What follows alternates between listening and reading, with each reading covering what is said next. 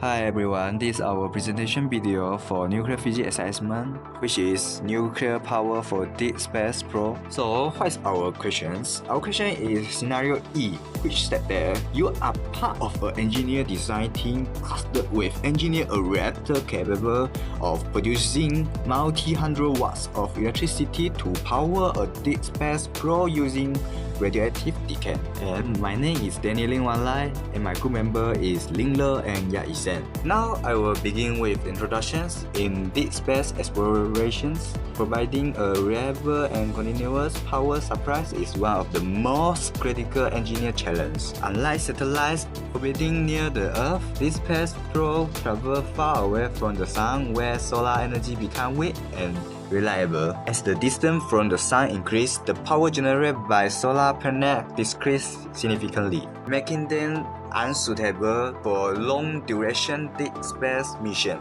For this reason, nuclear energy has been widely used in deep space explorations. Nuclear power systems offer extremely high energy density, long operation lifetime, and the ability to generate electricity continuously without dependence on external environmental conditions. In this project, our team focuses on nuclear systems that are capable of producing several hundred watts of electrical power using radioactive processing, specifically for powering a deep space probe. Next, I will talking about power requirements and contrast. For a deep space probe, the electrical power requirements is typically in a range of several hundred watts. Although this power level is relatively low compared to terrestrial power plant, it must be supplied continuously over many years, and in some cases for several decades. In addition to power output, deep space missions face strict engineer constraints. The power system must be compact and lightweight due to launch mass limitations. It must also be highly reliable, since maintenance or repair is impossible once the probe is launched. Furthermore, the system must be able to operate under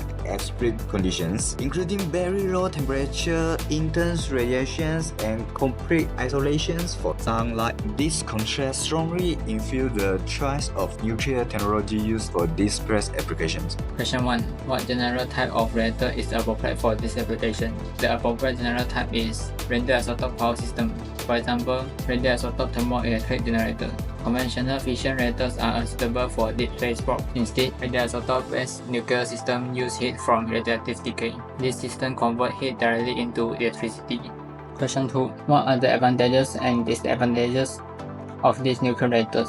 For pressure water reactor, the advantage is mature technology with high power output. The disadvantage is large cooling and shielding requirements.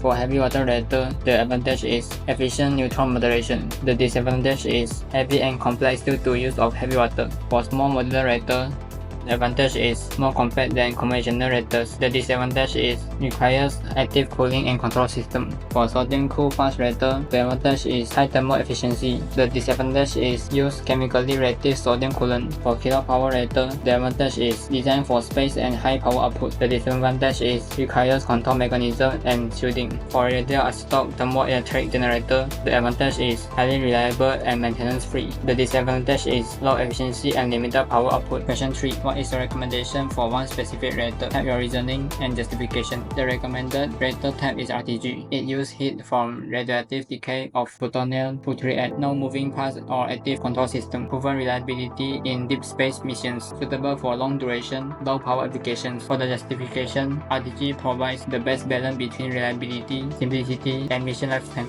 Question 4. Can the same reactor be used for different purposes? If so, provide an example. What factors should be considered when designing a nuclear reactor? The answer is yes. The other applications and design considerations are RTGs can be used in planetary rovers and remote scientific stations. Besides, kilowatt-power reactors are suitable for lunar or Martian surface base. The key design factors are mass and size, coolant method, power requirement, safety and shielding, mission duration, and environment. So now let's move on to the first discussion, which is about reactor unsuitability. Nuclear reactors like PWRs, HWRs, and SFRs demand very very complex cooling and shielding systems for terrestrial power generation, and this information is referred from reference 1 and 2. These add a significant amount of mass and complexity, making these systems ill-suited for missions requiring deep space, where long-term reliability and launch weight are critical concerns. This information was also referred from reference 1 and 2. And now for the second discussion, which is about RTG versus kilopower. Among the suggested systems, only RTGs and kilopower are viable for use in space applications. This information is referred from reference 2 and 3. Although kilopower reactors can produce even more power than this, more control systems and shielding will be needed. On the other hand, RTGs are better for deep space probes because they are extremely reliable and RTG performance is well documented. This is referred from reference 3. With the passive operation and only dependent on radioactive decay, they are better suited for extremely distant missions. This information is referred from reference 3 as well. And lastly,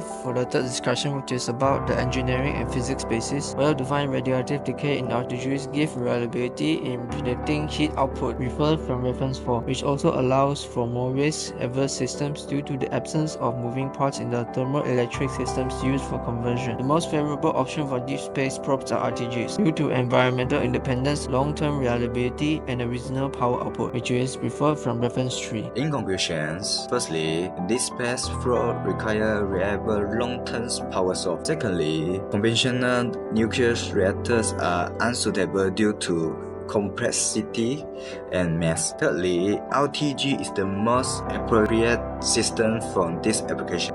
Lastly, proven performance supports future deep space exploration missions. And there is 4 reference which show in photo. That's all. Thank you everyone.